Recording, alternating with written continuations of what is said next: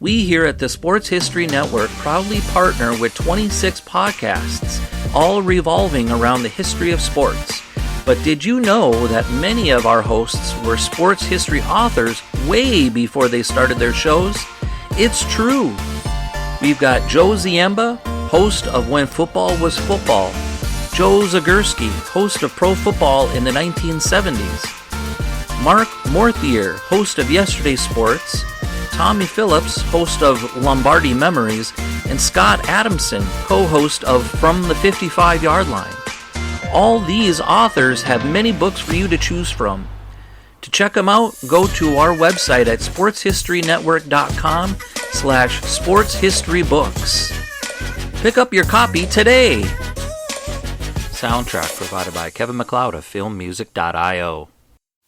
This podcast is part of the Sports History Network, your headquarters for the yesteryear of your favorite sport. You can learn more at sportshistorynetwork.com. Greetings from the Garden State of New Jersey. This is Ringside with Redding, boxing history from yesteryear, brought to you by the Sports History Network. I am your host, Frank Redding. In this segment, I am going to cover the first 5 Rocky movies the way I remember them. The first film, the original Rocky, was released in 1976 on a low shoestring budget and a short shooting schedule. Sylvester Stallone went to watch the March 24th, 1975 Muhammad Ali KO15 over Chuck Wepner, and the Rocky character was born. Stallone was an unknown at this time and wrote the original screenplay. He was offered big money to let a more popular actor play the title character. Choices were Burt Reynolds and Ryan O'Neal.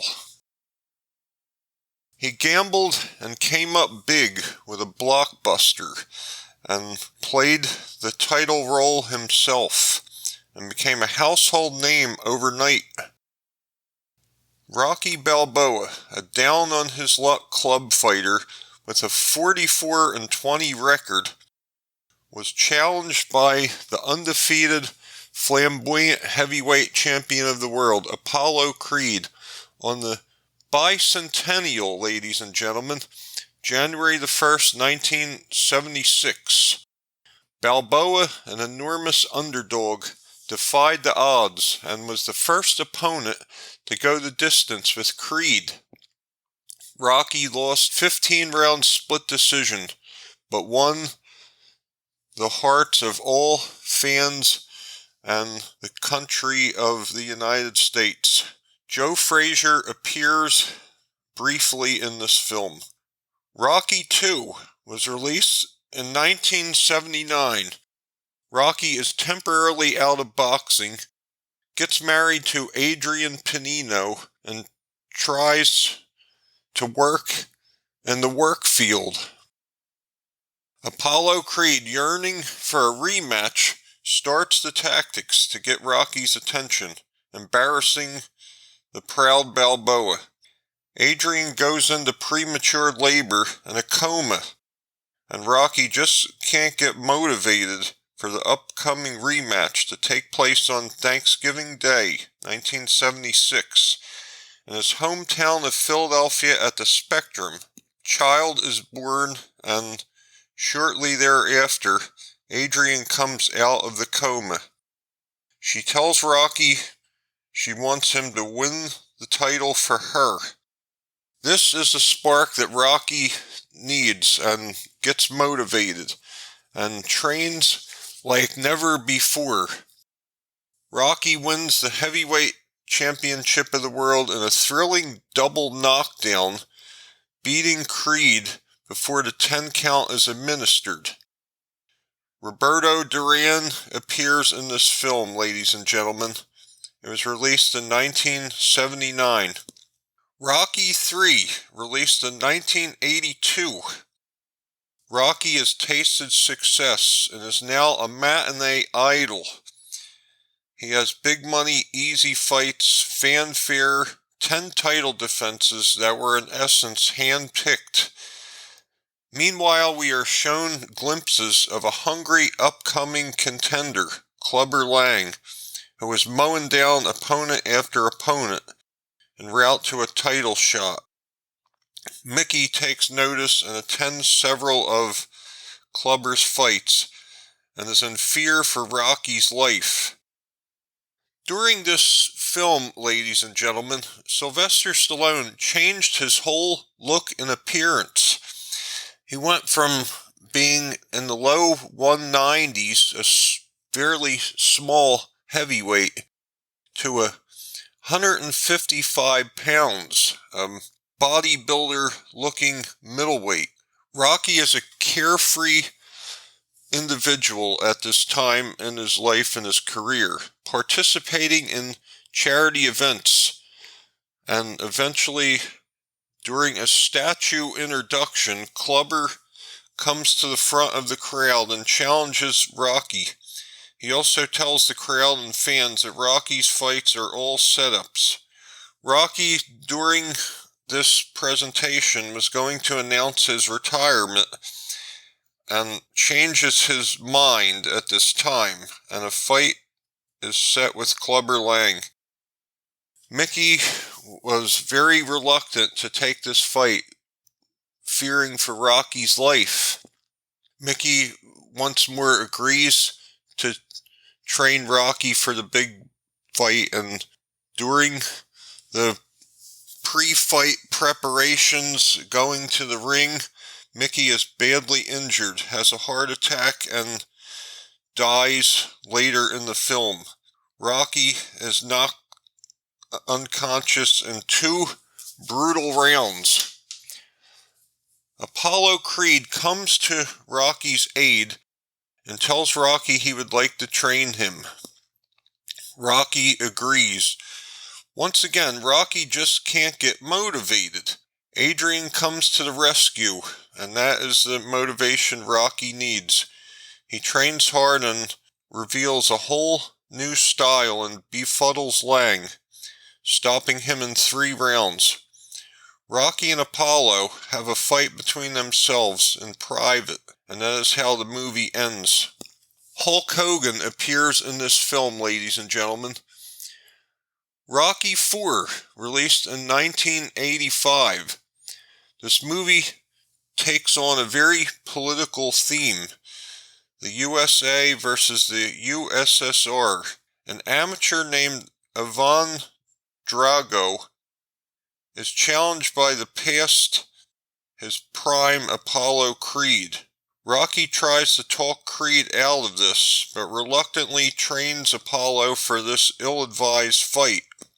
Tragedy occurs and Apollo dies from his injuries sustained in the contest. Rocky knows an inevitable confrontation against Drago awaits him. The bout is scheduled to take place on Christmas Day in the Soviet Union. Rocky trains in seclusion in the foreign land with Duke and Paulie at his side. Once again, Rocky just can't get motivated. Adrian comes to training camp to stay, and that is just the spark Rocky needs. A touching, tender moment takes place in this film, ladies and gentlemen, before the fight between Rocky and Paulie. Paulie tells Rocky he loves him. Paulie is by Rocky's side during the contest.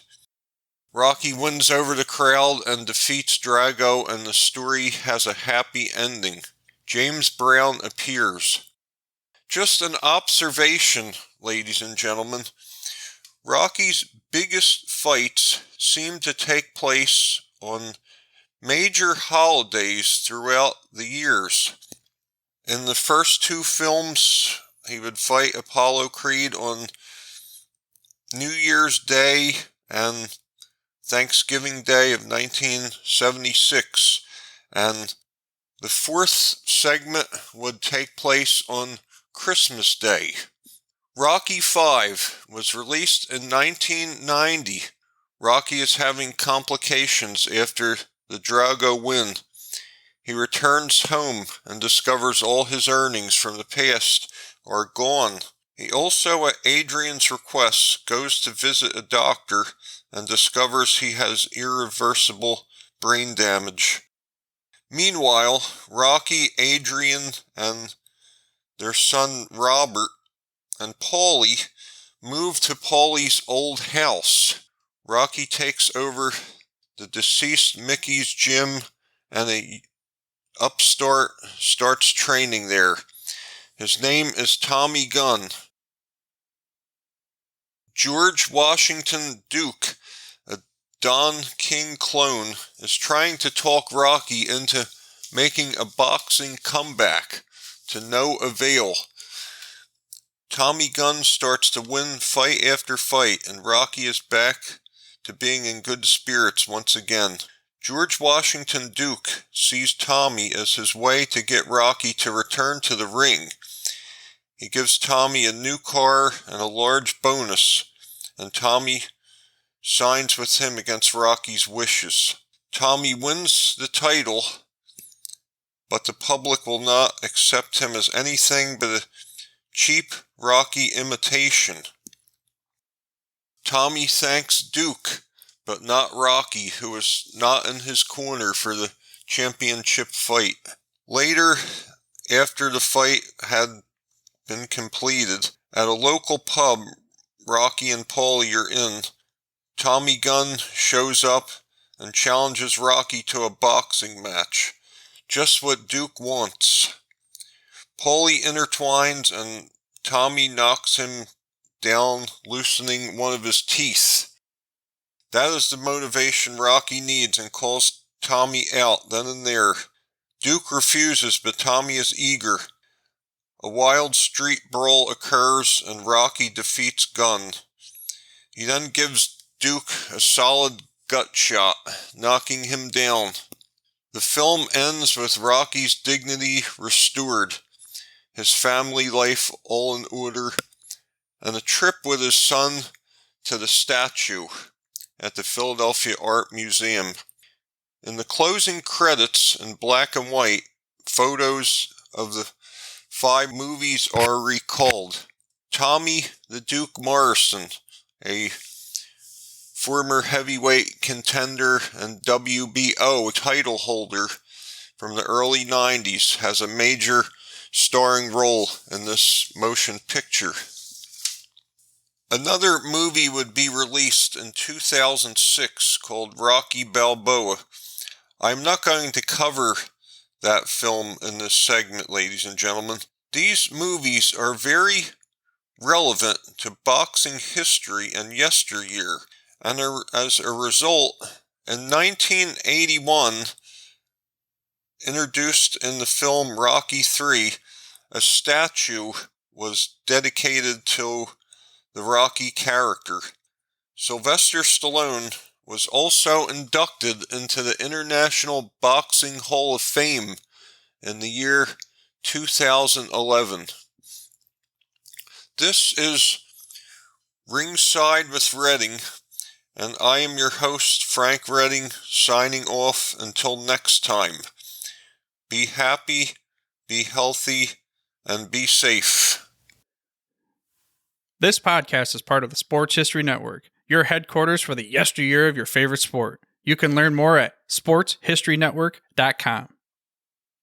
Hi, I'm Oz Davis of the True the Goats podcast here at the Sports History Network. I'd like to take a minute to tell you about quite possibly the greatest website of all time, newspapers.com.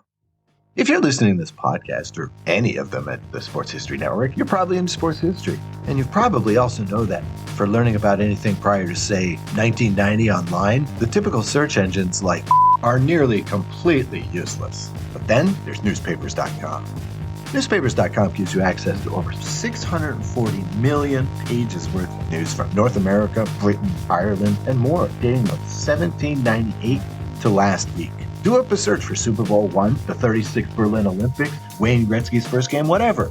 Newspapers.com takes you there with historical flavor that search engines like just don't give you. And now, get a free 1-week subscription to newspapers.com by visiting sportshistorynetwork.com/newspapers. With a paid subscription, you'll also be helping to support the production of this podcast and other Sports History Network shows. That's sportshistorynetwork.com/newspapers. Newspapers.com. Way better for searches than you know what I'm talking about.